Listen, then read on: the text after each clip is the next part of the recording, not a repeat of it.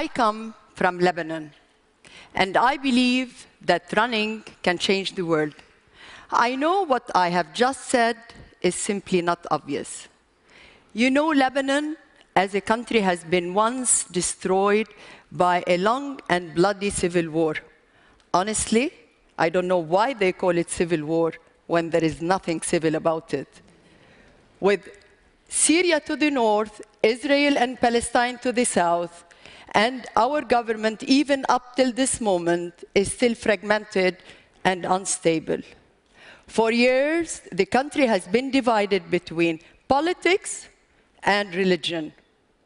However, for one day a year, we truly stand united, and that's when the marathon takes place. I used to be a marathon runner. Long-distance running was not only good for my well-being, but it helped me meditate and dream big. So the longer distances I ran, the bigger my dreams became. Until one fateful morning, and while training, I was hit by a bus. I nearly died, was in coma, stayed at the hospital for 2 years, and underwent 36 surgeries to be able to walk again. As soon as I came out of my coma, I realized that I was no longer the same runner I used to be. So I decided, if I couldn't run myself, I wanted to make sure that others could. So out of my hospital bed, I asked my husband to start taking notes, and a few months later, the marathon was born. Organizing a marathon as a reaction to an accident may sound strange. But at that time, even during my most vulnerable condition, I needed to dream big. I needed something to take me out of my pain, an objective to look forward to. I didn't want to pity myself, nor to be pitied. And I thought by organizing such a marathon, I'll be able to pay back to my community, build bridges with the outside world, and invite runners to come to Lebanon and run under the umbrella of peace. Organizing a marathon in Lebanon is definitely not like organizing one in New York.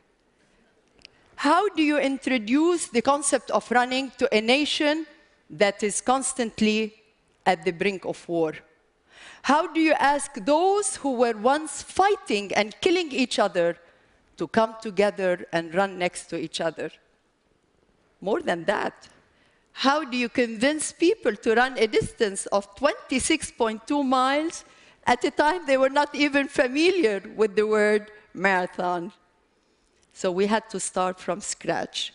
For almost 2 years, we went all over the country and even visited remote villages.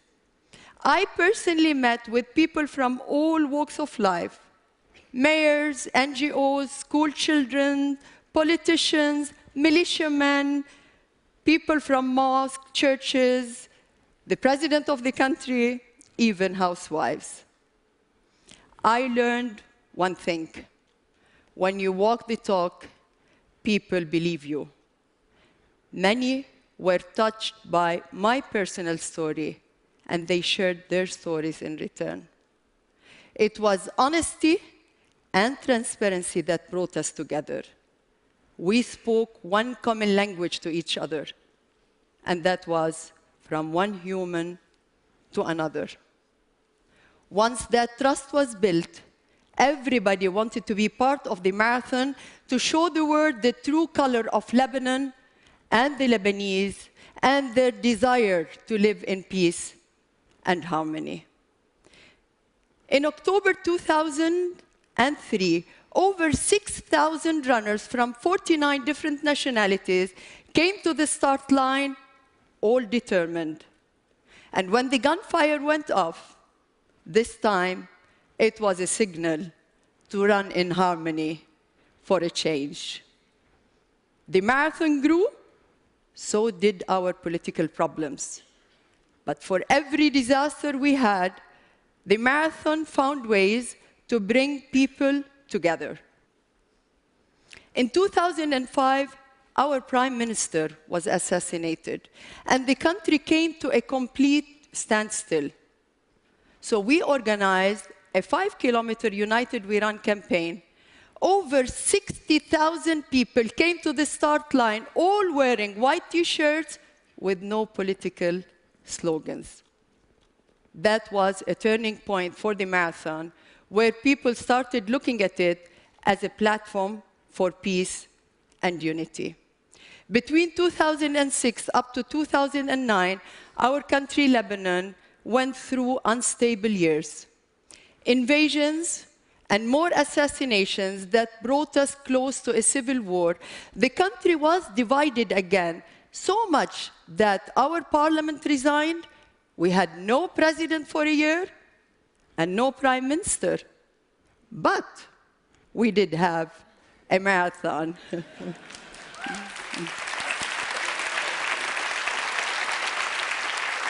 So through the marathon, we learned that political problems can be overcome. When the opposition party decided to shut down part of the city center, we negotiated alternative routes. Government protesters became sideline cheerleaders. They even hosted juice stations. You know, the marathon has really become one of its kind. It gained credibility from both the Lebanese and the international community. Last November 2012, over 33,000 runners from 85 different nationalities came to the start line, but this time they challenged a very stormy and rainy weather. The streets were flooded, but people didn't want to miss on the opportunity of being part of such a national day. BMA has expanded. We include everyone, the young, the elderly, the disabled, the mentally challenged, the blind, the elite, the amateur runners, even moms with their babies.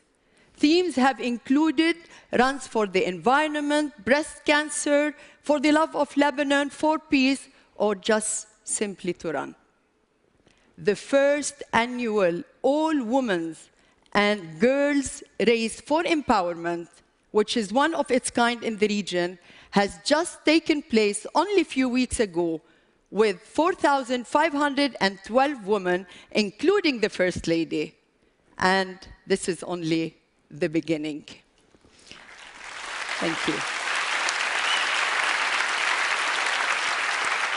BMA has supported charities and volunteers who have helped reshape Lebanon, raising funds for their causes and encouraging others to give. The culture of giving and doing good has become contagious. Stereotypes have been broken. Change makers and future leaders have been created.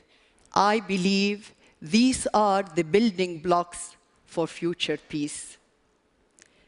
BMA has become such a respected event in the region that government officials in the region like Iraq, Egypt, and Syria have asked the organization to help them structure a similar sporting event.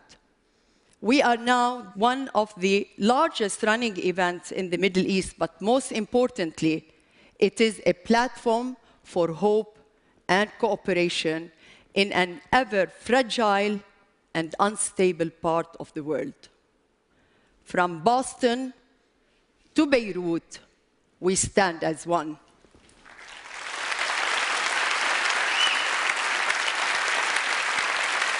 After 10 years in Lebanon, from national marathons or from national events to smaller regional races, we've seen that people want to run for a better future. After all, peacemaking is not a sprint. It is more of a marathon. Thank you.